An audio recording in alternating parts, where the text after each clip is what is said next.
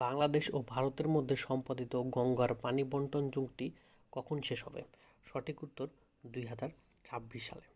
এই চিত্রতে দেখা যাচ্ছে এইখানে গঙ্গা নদী, যেটি বাংলাদেশে পদ্মা নামে পরিচিত। আর এখানে অবস্থিত ফারাক্কা ব্যারেজ, যে ফারাক্কা মূলত একটি বাঁধ না, ফারাক্কা একটি ব্যারেজ। আর এইখানে একটি কৃত্রিম চ্যানেল কাটা হয়েছে, যেটি যুক্ত হয়েছে হুগলি নদীতে। এই হুগলি নদী আবার ভারতের কলকাতার মধ্য দিয়ে প্রবাহিত হয়েছে। ভারতের কলকাতাতে রয়েছে ভারতের সবচেয়ে পুরাতন এবং প্রধান বন্দর।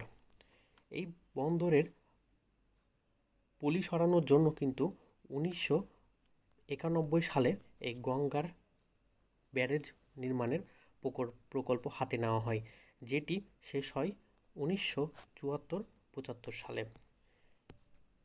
1996 সালে এই গঙ্গার